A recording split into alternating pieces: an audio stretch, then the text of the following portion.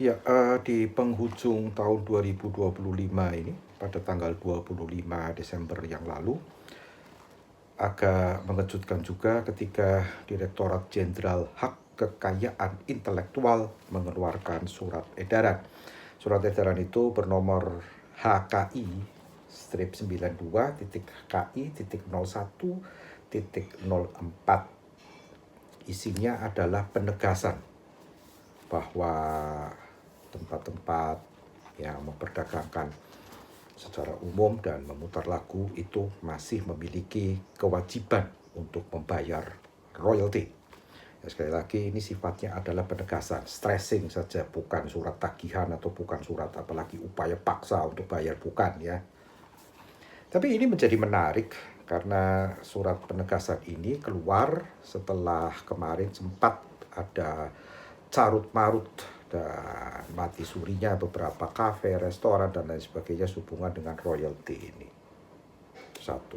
Kedua, ada tuntutan bahwa undang-undang hak cipta untuk musik itu perlu direvisi. Dan revisinya bagaimana, beritanya masih simpang siur. Kemudian terbit surat edaran ini seperti sebuah reminder, sebetulnya reminder saja, mengingatkan bahwa Yoyo yang punya usaha dan putar musik itu ada kewajiban untuk bayar royalti.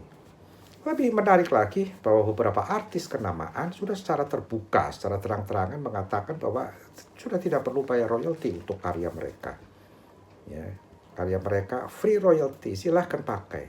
Tiba-tiba ini ada penegasan kembali. Ini menjadi menarik. Ini bukan untuk kontroversi, tetapi ya masyarakat menjadi ini sebetulnya ada apa sih? Kenapa kok ditegaskan lagi di penghujung tahun pula lagi rame-ramenya kafe, restoran dan lain sebagainya.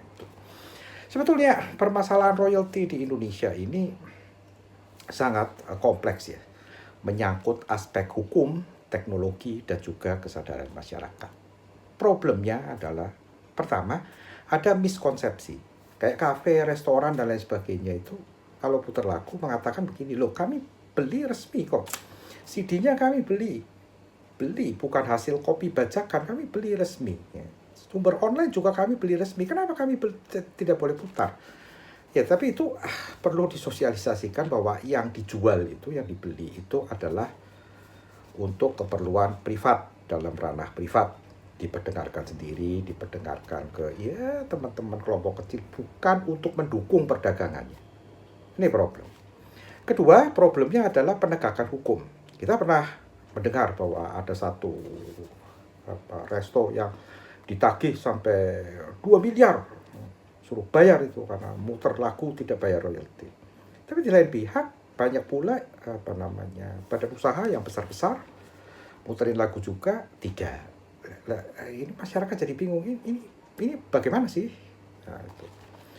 Kemudian dari sisi komposernya sendiri, transparansinya menjadi masalah juga karena sulit diakses. Bukan tidak transparan ya, sekali lagi bukan tidak transparan, tapi sulit diakses. Contohnya begini, diberitakan si A menerima royalti 300 juta, sementara si B yang lagu-lagunya adalah legendaris terima cuma 300 ribu. Ini hitungannya bagaimana sih? Nah, kalau mau cari data itu rumit, bukan tidak transparan, bukan, tapi rumit. Sehingga banyak para komposer yang menganggap, aduh nanti upaya gue nanya-nanya begini ruwetnya, terimanya cuma segini, aduh gimana ya, gak nanya gimana, mau nanya gimana, itu problem juga. Kemudian yang kedua, banyak atau ada tren bahwa komposer mulai mempraktekkan direct licensing. Sudahlah, daripada kita ikut lembaga manajemen kolektif yang nagihin, kalau buat dapat transparansinya rumit, bukan tidak transparan mereka, bukannya tapi rumit, udah mendingan gua tagih sendiri. Ini juga tidak benar ya, karena ini kalau dibiarkan iklim usaha juga akan tidak sehat. Yang dikhawatirkan nanti lama-lama itu komposernya, terutama komposer yang punya modal itu nanti bisa pakai tukang tagih dan lain sebagainya, nanti efeknya tidak baik juga. Dan ada juga masalah regulasi yang seperti saya katakan tadi. Ada revisi undang-undang hak cipta, sosialisasinya juga belum baik.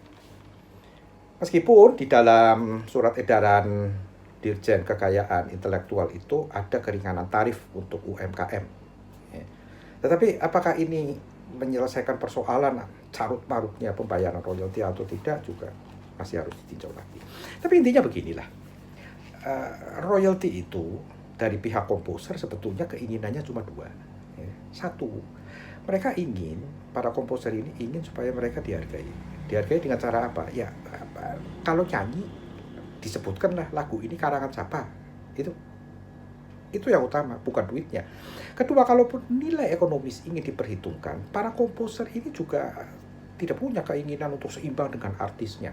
Artis top itu nyanyi 5 lagu dipanggil di hajatan kawinan hulang kaya. Honornya bisa sampai 2 miliar, sementara pencipta atau komposer lagu yang dinyanyikan si artis 2 miliar ini nggak dapat apa-apa. Bukan. Kalau misalnya artisnya 2 miliar ya komposernya paling tidak ya 300-400 juta lah itu. Komposer tidak pernah menuntut supaya itu artisnya 2 miliar, ya paling tidak saya separuhnya tidak. Karena para komposer itu sudah tahu bahwa artis itu pun modalnya besar. Mereka harus bayar dandana, mereka harus bayar kadang mic-nya itu, mikrofonnya saja itu mahal sekali. Mereka harus mengurus manajemen dan lain sebagainya. Ya, jadi itu main problemnya. Nah, lalu bagaimana? Ya pertama, kita tunggu ini nanti surat edaran ini efeknya apa. Ya, kedua, tetap dalam kepala dingin karena bagaimanapun juga tujuan akhir kita adalah bagaimana musik itu berkembang dan mengisi relung-relung kehidupan kita sebagai bangsa dan negara secara positif.